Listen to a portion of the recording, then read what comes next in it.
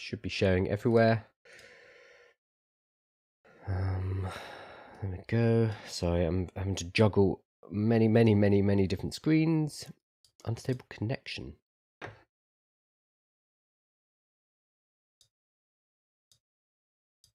That should be okay. Right. I think we're good. I'm live on about 3 or 4 different places at the moment, so I'm adding complexity. Awesome. It's a bit jerky. That should be fine. Okay, good morning, everybody. It is Thursday, the 4th of December. This is AI with Kyle. I'm going to be running through the latest AI news and updates of the day. Before I get started, I just wanted to shout out the new website, or the website that's in progress, aiwithkyle.com.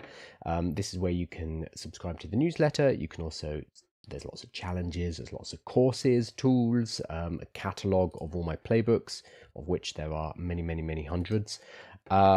As well as a prompt library, just a whole bunch of different things. So go and explore that page.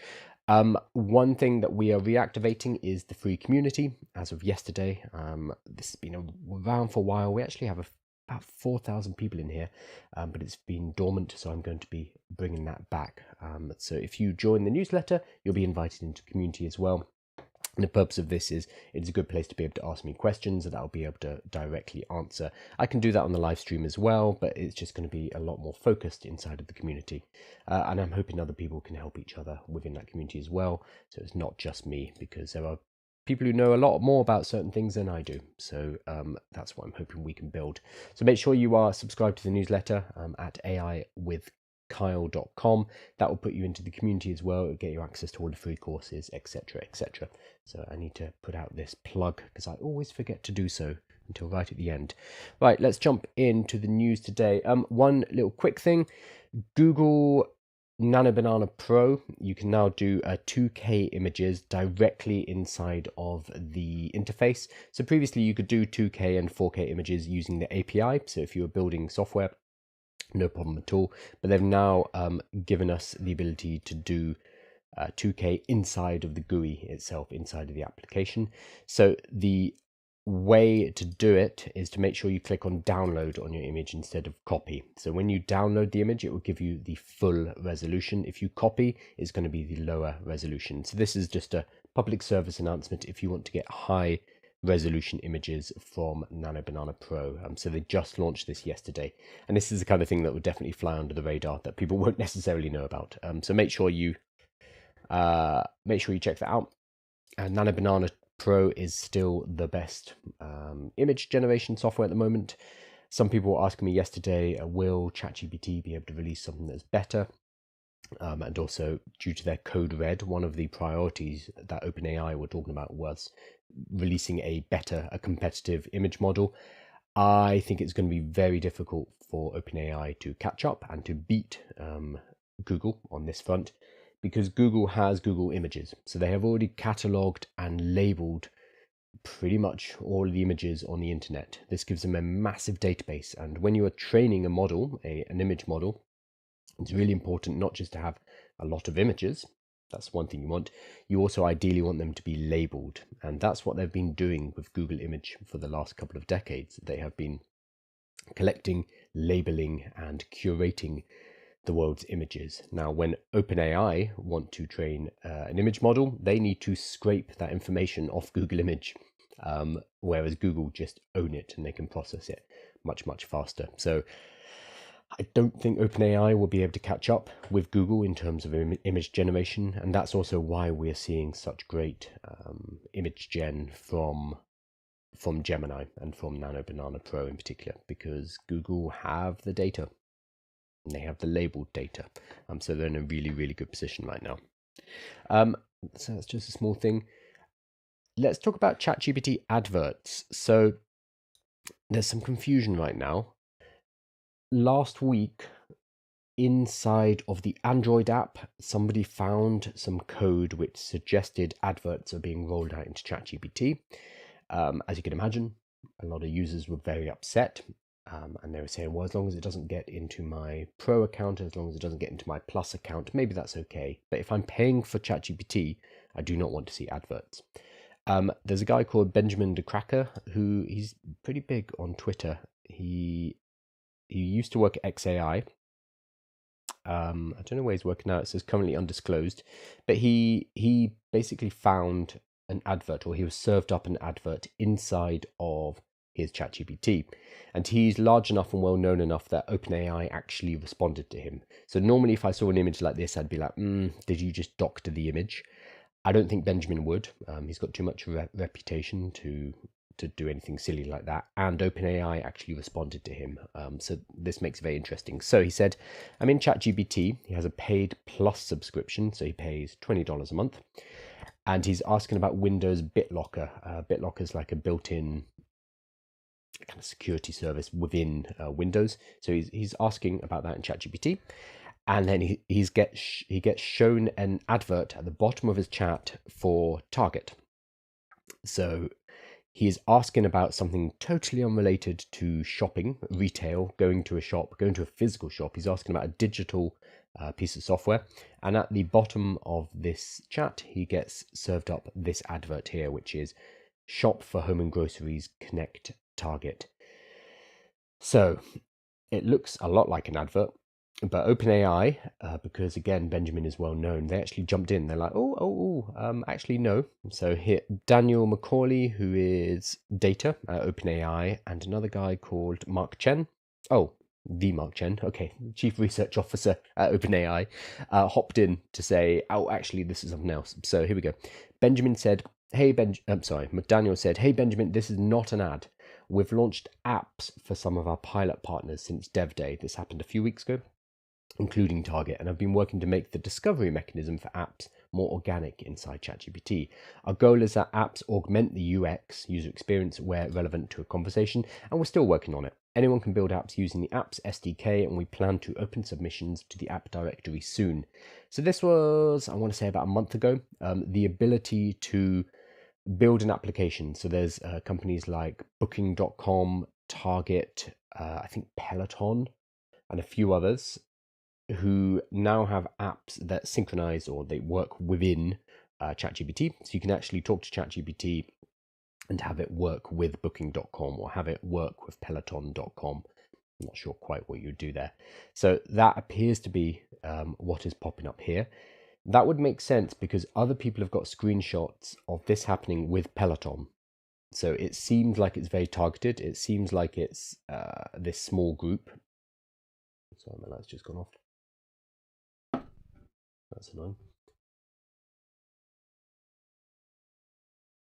Okay, we're doing it in the dark. It seems like it's this small group of companies that they've actually got this app SDK with. However, if the company is being kind of shoved into a conversation, I mean, it looks like an ad, it smells like an ad. To me, that is an advert. Yeah, sure, it's with your partners that you do the app SDK with. It's still an ad. And I think this is basically what Benjamin says. He says, Daniel, when brands inject themselves into an unrelated chat and encourage the user to go shopping at their store, that's an ad.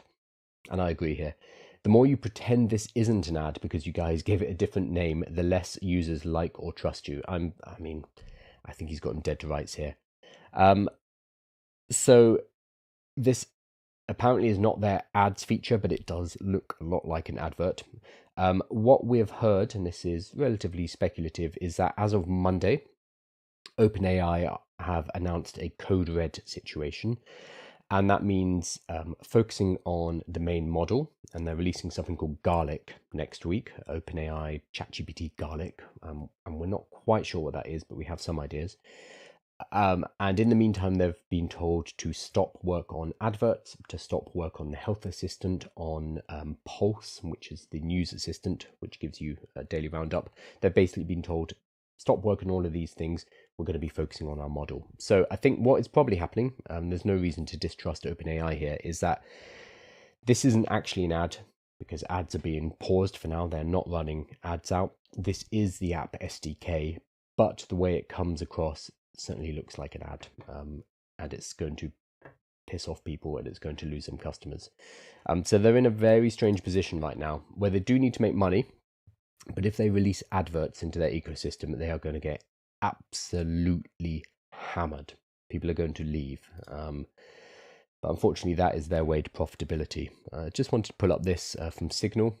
He says, one last thing on ads. If I'm Google, I would not run a single ad on Gemini Core, on the main large language model. I'd run it at a pure loss until every competitor is forced to slap ads everywhere just to keep the lights on. Can you imagine if Google is the ad-free experience? This is something I talked about yesterday when I compared it to Amazon. What Google could do, and it would be very smart and very tricky, is not run adverts for the next 5 years. They just eat into their cash reserves. They use their search ads, which are still making them money in the meantime, and they wait for all the other companies to bleed themselves dry. So you take a loss. You don't take the revenue that you could get from putting ads into Gemini. So you're going to be losing a lot of money, but you take that because you have the cash and you have the patience, and you let people like ChatGPT, OpenAI, insert ads. Users will be annoyed with that and move over to Gemini, and it allows Gemini to pull away the user base from their competitors. And the competitors do not have the cash to be able to survive that. So in the same way that Amazon did this with retail, Amazon worked at a loss for about 10 years. They did not make a profit, whilst they basically choked out every single retail experience. They first choked out booksellers, and then they moved on to the whole of the high street and the whole of retail. And then after 10 years, they're like, okay, we've sufficiently crushed our competition. We have destroyed retail as it is, as it has existed for 1,000 years. Now we're going to switch on our profit making, and we're going to start to take some profits from this. Google could do that. Whether or not they are, I don't want to say evil, they're specifically not evil, but whether or not they are sneaky enough to do this, we'll see. Whether or not they can forsake taking revenue from ads inside of Gemini for that long, we'll see. But they do have a very, very luxurious position here, an envious position. They could take it all because of this. So he goes on to say, Signal has the luxury of monetizing from the search surface, so from ads on search. So you could put ads into your AI overviews, you can put ads into search itself, but you don't need to put them into the core experience of using Gemini in the app. So AI overviews already give them a monetization vector. Nobody else has that. Everybody else is basically subsidizing their model with nothing but vibes and runway. That's why Sam Altman has to go back to the investors every month and say, hey, we need another $300 billion, please, because we need to buy more GPUs. Google don't have to do that. It's really powerful. Just by shipping consistently and leaning on the distribution they already own, 70% of search traffic, I think 80% of the browser market, Google has backed itself into what is probably the most advantaged incumbent position in the entire AI market. It's almost unfair, like a predator that survives the harshest winter known to man because it has way more fat stored than the rest of the biome. They have cash, they have the whole stack. They make their own TPUs, so they don't have to rely on NVIDIA. They have their own cloud services, so they don't have to rely on Oracle or AWS. They have user base. They have the application layer through Chrome, through Android, through Workspace. They're in a really good position, and it's kind of theirs to lose at this point. And I understand now why OpenAI is in panic mode, because OpenAI is running on, where is it here? They're running on nothing but vibes and runway, whereas Google are sitting pretty. They're in a very, very strong position. I'm going to hop over to some questions. What do you think about Tristan Harris ideas? Do you know his work? Tristan Harris. The name rings a bell. Why do I know that name? Oh God, sorry. The Wikipedia. I have donated Wikipedia. Okay, I recognize him and I've seen his stuff. I have not read. Has he written a book starring in the social dilemma? Have I seen this? I have not seen this. I should watch this. Also, everyone should watch The Thinking Game, by the way, which is a movie about DeepMind, which I watched a couple of nights ago. It's fantastic, but I should watch this. I recognize him, and I'm sure I've seen him talking, probably on social media, which he might be angry about based on a social dilemma, but I don't know enough about his views or his kind of stand or background to be able to comment fully. So let me have a look into him, though. There are a few, I'm assuming he's on the AI skeptic side. There are a few people that I follow on that side because I think it's important to get a balanced view. And I'm totally blanking on their names. This is the problem when you follow people on social media and you mainly know them from their pictures. Oh, so someone like Ed Citron, who's UK. So Ed Citron, he writes, "Where's your Ed at?" Edward Benjamin Zitron is an English author, podcaster, and PR specialist, and he's critical of the tech sector and artificial intelligence. So he's well worth paying attention to. There's also the guy who's Fair Training AI. I fairly trained. I've totally forgotten his name. Ed Newton Rex. He spoke in Parliament in the UK the other day, so he's well worth paying attention to as well. So these are people that I don't necessarily agree with. They're certainly not on everything, but are it's very important that they are doing this work. I think also Pause AI are fascinating. I always find it that Pause AI were behind or helped with things like the hunger strikes. Anthropic. Is it Anthropic? No, it's at Google. Excuse me. What I always find interesting about Pause AI is how unpopular they are. It sounds terrible, but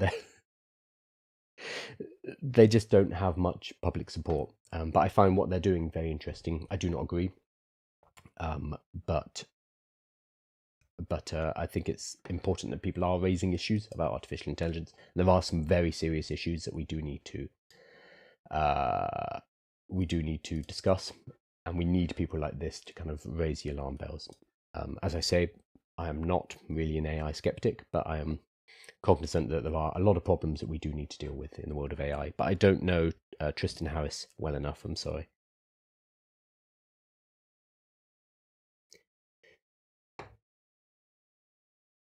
Tough move, but they'll rule the next era. Yeah, if Google can do it, then they're going to do extremely well. The other big problem with Google is that they need to cannibalize their own business. So right now, about 70% of their money comes from adverts, but it comes from search. So people going onto a search engine. As generative AI and using Gemini, using ChatGPT, etc., becomes more the norm, people will go there for information rather than to Google itself, especially as we add search engine capacity inside of generative AI. There's less and less need to go to Google. So when that happens, Google's ad revenue from their search surface will decrease. And right now that's 70% of their money. They made 350 billion last year in revenue. 70% of that was from search. So that is what's at risk for them, and they need to pivot that to AI revenue, so generative AI adverts. But if they move too fast, they lose. If they move too quickly to ads, people will just go to ChatGPT. So I think Google are probably waiting for ChatGPT to start to put adverts in, which looks like it's happening very soon, so that ChatGPT loses the public favor. People move over to Gemini, which we're already seeing. That's already happening. And then Gemini can, over time, start to introduce ads. But they have the cash to be able to survive for a few years, well, many years, whereas OpenAI do not. OpenAI have to constantly raise money because they are just not making enough money. Well, they're not making a profit. And whether or not they will ever be able to make a profit is debatable because of the huge amount of money that they're raising. Wikipedia is seeking more licensing agreements with major AI firms. I mean, that makes perfect sense. All of the AI companies go and scrape from Wikipedia anyway. The internet is basically the training data for our our models, our large language models, and Wikipedia provides well-labeled, high-quality, kind of human-curated data. So it's an incredibly important resource.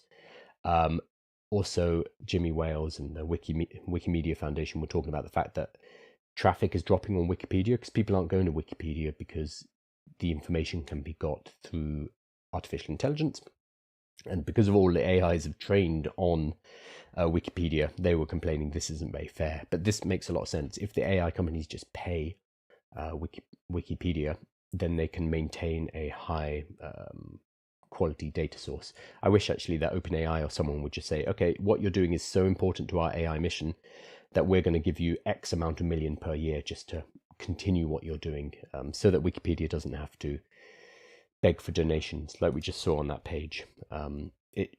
If a big company just came in and said, we're going to give you a couple of £100 million a year just to keep pushing on with this, then Wikipedia wouldn't have to ask individuals for £5, £6, £7, or whatever it is, like pocket change, and it would be a lot easier and beneficial for all of the AI companies as well.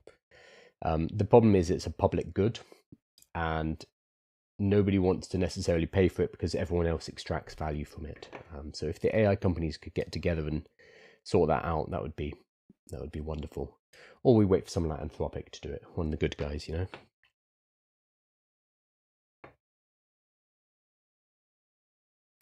I got an ad on ChatGPT many months ago from Amazon on books on Peter Thiel. That's very funny, because I was doing research. That's hilarious. It was a Peter Thiel thing.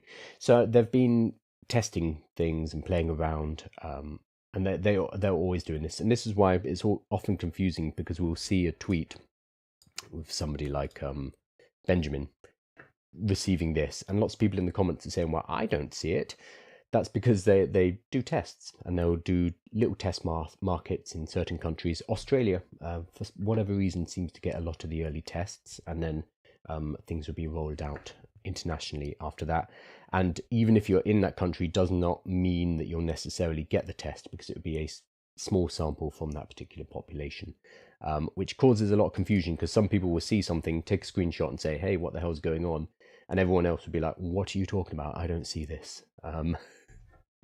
Which is probably good for OpenAI, because they can ignore the screenshots most of the time. In this case with Benjamin, because he's big enough and he's well known enough, and he used to work at XAI and people listened to him, they actually had to respond. And the fact that Mark Chen, who is the chief research officer at OpenAI, he actually replied, dang, sorry Benjamin, we'll look into this. That shows you what kind of clout Benjamin has here. Nate says, what's up with garlic? So, garlic is the response to Gemini 3. On Monday, OpenAI announced a code red, and the document was promptly leaked. It was an internal memo saying, hey, we need to focus on our core competencies. We need to focus on the model. I agree with this, that OpenAI does too much kind of side stuff, too many side quests. So they have video, they have image, they have voice chat, they're doing medical assistance, they're doing the apps SDK, they're doing all of these bits and pieces, whilst people are annoyed with the core model. And people are annoyed for a variety of different reasons. People who liked 4.0 think that 5 and 5.1 have no personality, and they're dry, and they're unpleasant to talk to. Whereas others have problems with its coding capability not being as good as Claude, for example. So everyone has issues for different reasons. So Garlic, that's the code name of the model that they are potentially releasing next week. So what are we now, the 4th of December? It will be sometime next week. I don't know whether it will be ready. Presumably it's something they've been working on for a long time, and they're going to push it out next week. What it seems to be is a fine-tuned model. So they haven't done very many fine-tuned models. So this will be interesting to see whether it competes. Immediately they sent out their people like Mark Chen, in fact, to go and talk about how this is going to be a Gemini 3 beta. Immediately on Tuesday, we were seeing that narrative. So they're putting a lot on this. And generally we don't see the narrative of, oh, we're going to beat this particular model. Generally, when a new model comes out, it would just be the best. It would be the state of the art in such and such and such. This is the first time I've seen where they're actually saying this is a Gemini 3 beta.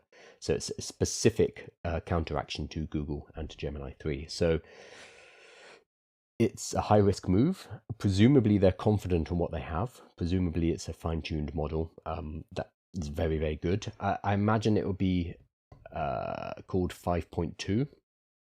So ChatGPT 5.2 or GPT 5.2. They might be a bit more daring and make it 5.5, which is a larger jump. That's kind of saying this is a much more of a significant move. I doubt it would be GPT 6. I think that would be jumping the gun. So we'll see. I don't think it's anything wildly different to what we've seen before, but it's a thinking model that has been fine-tuned. Whether or not that's enough to beat Gemini 3, we don't know.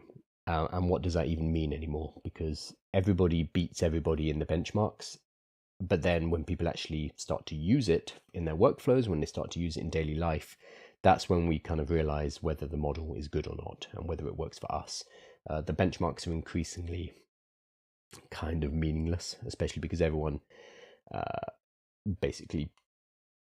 hits the top benchmark with every single release, because otherwise you don't release. And they have this, especially Meta, have this nasty habit of releasing multiple models onto the benchmarking sites, seeing which one does the best, and then saying, oh yeah, that's the one that we're releasing.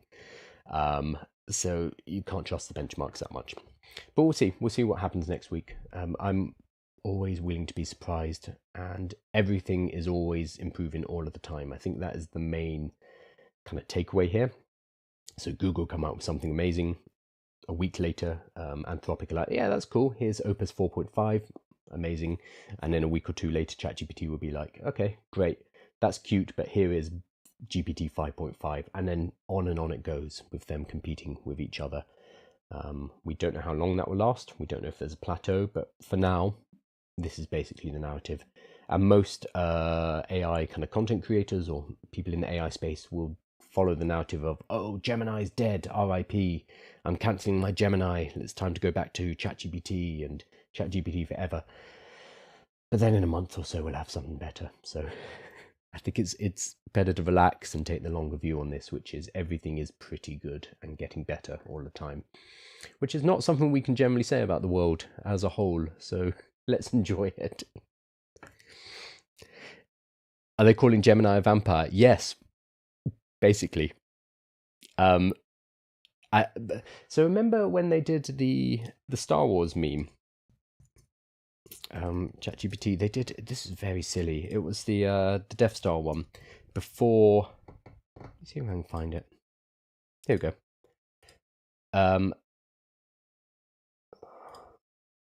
This was it. So this was before the release of GPT 5. Sam Altman put out this image, which was the Death Star, basically, and presumably, it's such a bizarre image, because presumably Sam Altman was seeing himself as the rebellion on his way to go and destroy the Death Star, or was he saying we are the Empire and we have a planet-busting weapon? It wasn't quite clear which side he saw himself on. I assume he's not aligning himself with the Empire. That would be a wild move. So the speculation was, oh, the Empire's Google, and here comes OpenAI, who are the scrappy rebellion, to come and demolish it. Unfortunately, GPT-5 wasn't particularly impressive, and everybody hated it, so much so that they had to kind of loop back and reintroduce 4.0 as a legacy model and all of that kind of mess.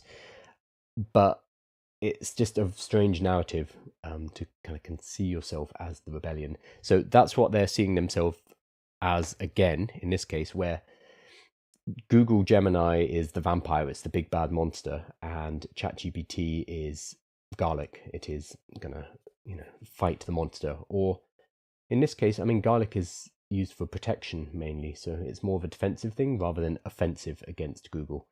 I don't know, weird narratives. I'm sure he regrets the Death Star image because it got laughed at and nobody quite understood what he meant by it.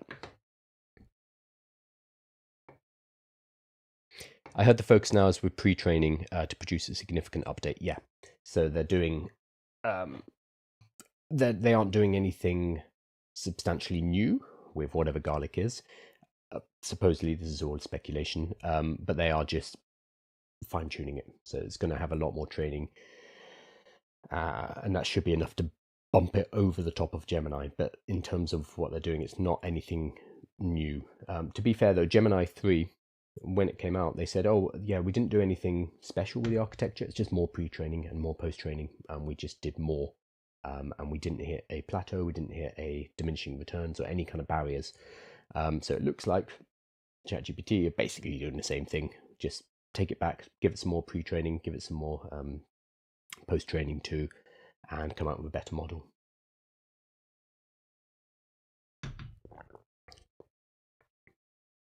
Won't ChatGPT make a load from this erotica idea? I'm not sure. It's a weird one. I've done videos on this before about the age gating and the fact that they're going to allow more mature content. And I have a lot of people in my comments saying, oh, you can already do it. You can already make erotica. And they like to tell me that I'm wrong. And you can get ChatGPT to be pretty nasty. It's like, oh, okay. So I think the people who are into that kind of stuff already, they worked it out a while ago. So I don't think they're necessarily going to come flooding to ChatGPT to get their erotic needs satiated. I think they're already managing with that.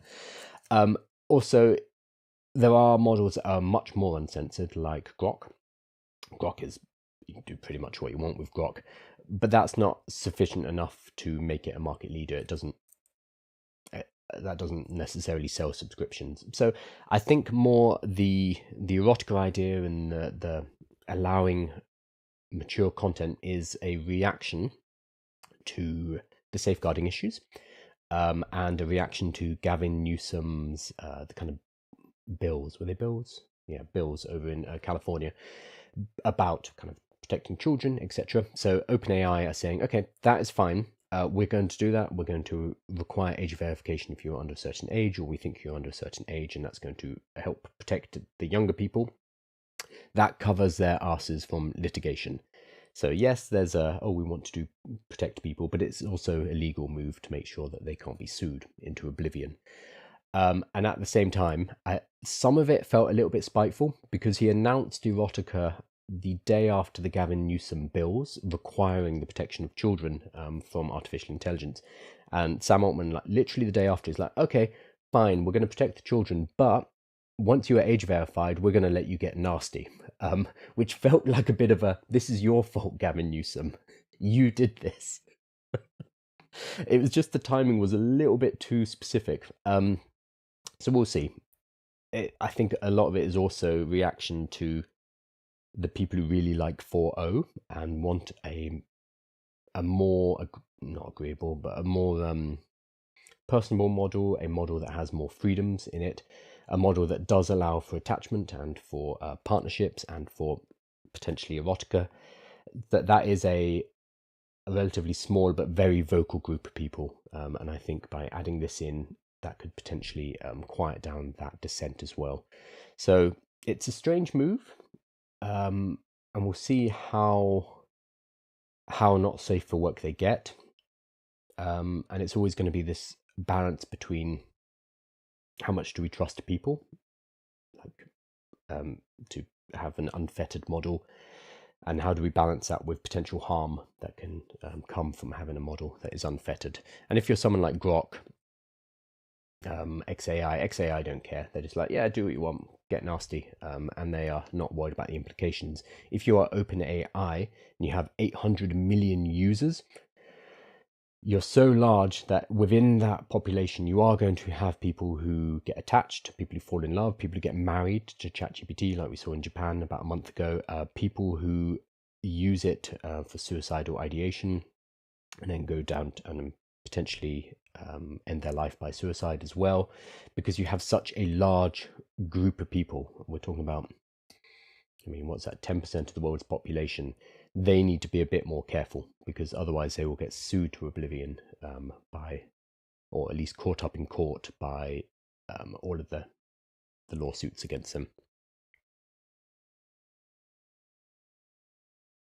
Composer one has been the biggest game changer for development for me. Composer's great. We actually have someone in chat. I don't see him today. Ben, who works for Cursor. Sorry, I always get them mixed up because we've got Cursor, Codex, Composer, Claude Code. It's all C's. So he works for Cursor. And for those of you who don't know what Composer is their own model. So up until about a month ago, Cursor worked by bringing in other models. So you'd pull in Claude Sonnet, you'd pull in Codex, ChatGPT, whatever it is, and you would use that within the Cursor interface. But then they released recently something called Composer, which is their own large language model, which is specifically tuned for coding, and it's really good. It's also extremely fast. So I primarily use Claude Code, and I'm used to the cadence of giving Claude Code a task and then basically going and doing something else for 10-20 minutes. Composer is much faster. I personally still find Claude Code to give me better results. That said, I'm not a coder, so I kind of I prefer giving it to Claude Code because I know it's going to take a long time and it will be very good, and because I don't have the skills or the knowledge to be able to tweak much of it myself, I prefer that kind of balance. Whereas with something like, if you know code, then having the speed of Composer and being able to very quickly iterate and very quickly deploy stuff and then fix things up and then know what's working and what's not, I imagine is extremely powerful. And it's their first iteration of Composer as well. They came out of the gate with something that was incredibly strong, incredibly good, and it's only going to get better, especially because they have so many developers and so many coders using oh my god, Cursor. They're going to be gathering data on how to make that model better. So it's exciting. It's very cool to see a purpose-built model do something very well instead of all of these kind of general models that do a lot of things pretty well. B says, I like that 5 was less fluffy. So me too. So increasingly, the benchmarks of the model, whether it's more intelligent, is going to be less and less valuable because they're all pretty smart. They're all good at a lot of things, and whether or not your model can beat the International Math Olympiad is not that important for the majority of your users. That is engineers fighting engineers at the top of their game. Absolutely fine.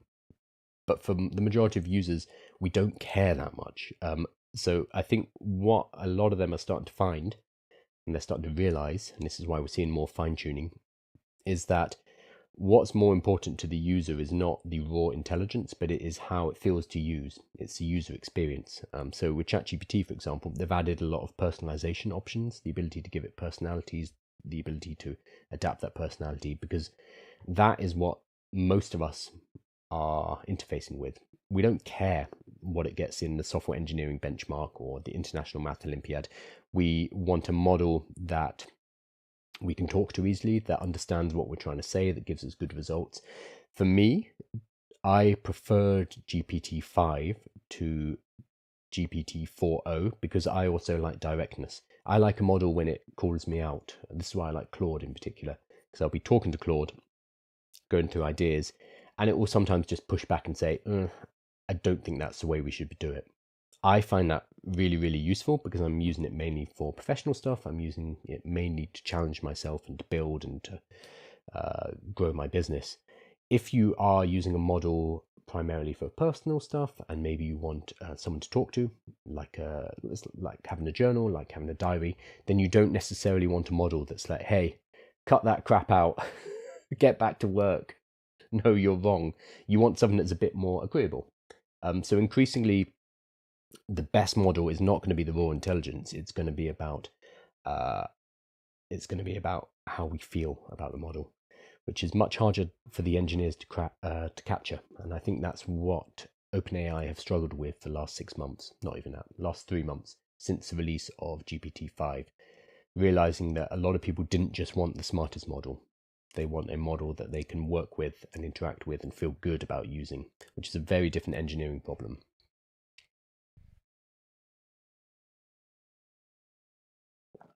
What are these AI? How are these AI tools searching the web? What are they using under the hood? So all of the models now basically have a little agent that can go off and query the internet. So for Gemini, it uses Google directly.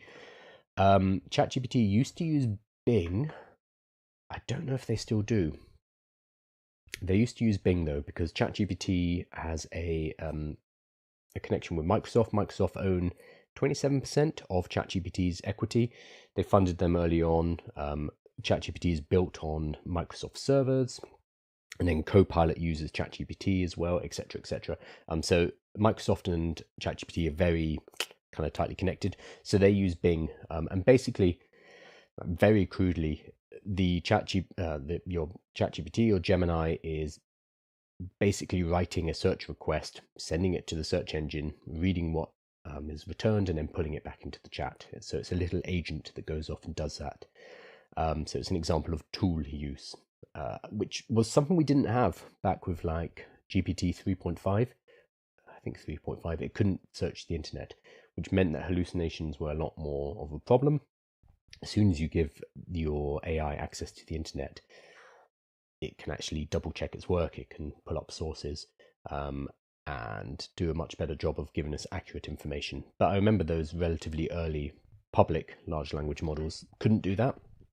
So hallucinations and error was a massive, massive problem.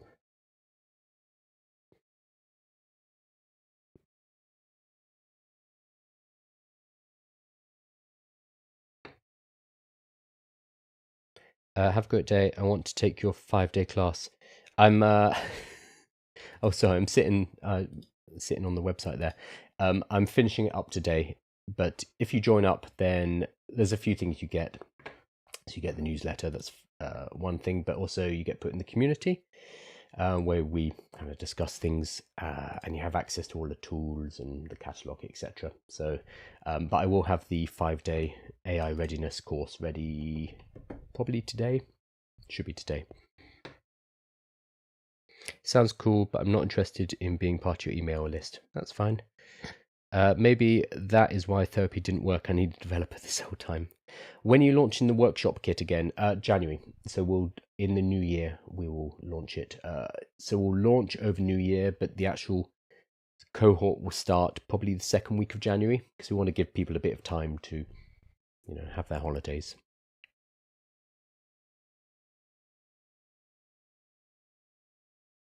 What do you think of AI UGC ads for SaaS? So I'm not a big fan. So UGC, user generated content, I think should be actual humans. I'm maybe alone in this in the AI world, but if you want to put together ads that are showing people who are using your product and they enjoy your product, then I personally think they should be real people. So I think AI UCG is a bit gross, personally. So I don't use them or recommend them because it seems deceptive to me. I think that AI avatars definitely have a role. I think using AI avatars to pretend to be real people who then say, this is a great product, you should buy it, is not a good use of AI avatars. I think that's ethically not great. I'd go to say it's ethically bad. It's bad behavior. So no, I would not recommend that. I think also, apart from the kind of ethics and morality of it, I think it's a losing game. I think that this is the same with a lot of things like faceless YouTube channels using artificial intelligence, AI trading bots or whatever. When something is like too easy, and it's being kind of put forward as a way to make infinite money online, by doing a faceless YouTube channel or generating AI UCG ads for companies or whatever, what tends to happen is the people who are making money are the people who are selling these tools, basically. And by making these technologies so available, it devalues the actual output. So the more AI UCG ads are out there on the internet, the less valuable they are, because people are going to stop believing in UCG ads. People are going to get wise to the fact that this is just AI generated, and it will basically self-sabotage itself. So I think from a morality point of view, it's a bit gross. And then I think from a business point of view, it's also a short-term solution. Whereas if you go and get raw UCG from people, and it's kind of crappy looking and they're umming and ahhing and they're all over the place, that's going to have a higher value in the future than AI generated. How does Claude search the web? What search engine do they use? That's a really good question. I don't know. Probably Google.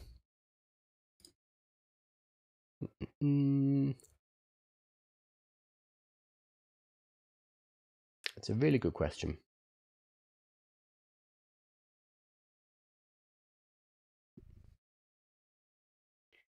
So it can go and access using an agent direct URLs. What about search? Okay, let's ask Gemini.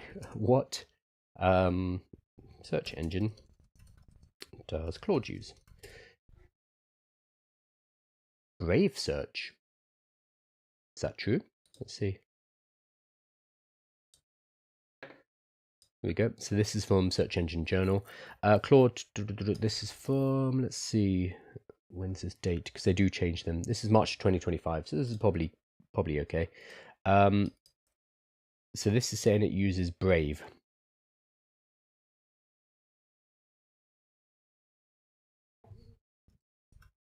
Nope, I'm not seeing the word Brave here, so thank you AI Overviews for making that up. We need to make sure it's it's not hallucinating. Claude Web Search Brave. Let's see if there's like an announcement of how to add Brave Search to Claude Desktop with MCP. That's not. Okay. So TechCrunch. Anthropic appears to be using Brave to power web search for its Claude chatbot. This is from March 2025. So maybe Brave. So Brave Search has been added to the sub-processor list. So as long as that's not an MCP, that's probably it. Okay, Simon Wilson. So we can trust Simon Wilson. This is a great source. So Anthropic Trust Center, Brave Search added as a sub-processor. Yesterday I was trying to figure out if Anthropic had rolled out their own search index for Claude's new web search feature, or if they were working with a partner. Here's a confirmation that they're using Brave Search. So it was found in the sub-processor list. So they could have created their own web index. It's just a lot of work. And if you can work with another company who's already indexed the web, whether it's Google, whether it's Microsoft with Bing, or whether it's someone like Brave, then that's generally the way to go. You just pay them. And the fact that they're using Brave makes a lot of sense. Anthropic and Brave have kind of similar morality and missions. That was a great question. I did not know the answer. So thank you for asking that. I can confirm, yeah, Claude does not use Google. I would assume they don't use Google because they're very much competitors. Same with ChatGPT. That's why they use Bing. But I did not know it was Brave. So thank you for asking that. What else have we got? No, I'm not going to cover this. So they found, I'm not going to cover it, but it's very interesting. A confession method where they asked ChatGPT 5 thinking to give its results, but then also to confess what it was really thinking. And they found that in its confessions, it wasn't always aligned with the answer that it gave to the user, which is a weird study because it suggests kind of like a meta understanding or almost intentions inside the large language model to where it knows something, but it doesn't necessarily think giving that particular answer to the user is the best or is going to make the user happy, which is a very strange finding. I'm not going to cover it in detail because I don't have much time, but maybe I'll link it in the newsletter. I'm not sure what the implications of it are yet, but it's more interesting kind of delving into what is going on in the thinking process and the decision process within a large language model, because we don't really know mathematically. We just know that it works. And if we add more data, more pre-training and more post-training, it works better. But beyond that, it's still a bit of a black box, what is happening inside.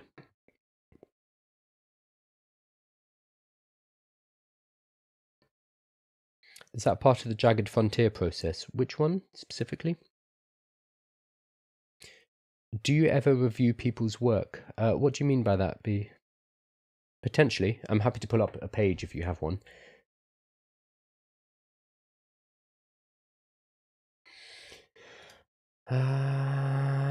Oh, just a small one. Claude Opus 4.5 is available in Claude Code for Pro users now. So previously it was for Max, but now it's available for Pro as of 14 hours ago. I don't know how much usage you'll get. This is always a problem with Opus, is that maybe you do 1 or 2 different requests and then that's your lot. But if you are using Claude Code, then you can use /model and you can select the model, and that is now rolled out to Pro as well as to Max. I've been using it in Max and it is phenomenal, extremely good. However, Sonnet 4.5 still does pretty much everything.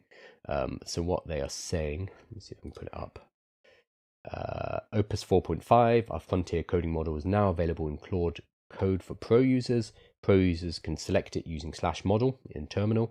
Opus 4.5 will consume rate limits faster than Sonnet 4.5. We recommend using Opus for your most complex tasks and using Sonnet for simpler tasks. So I'm still using Sonnet for most things. But I do have Max, so I haven't hit the limit with Opus, but I'm just kind of worried that I will.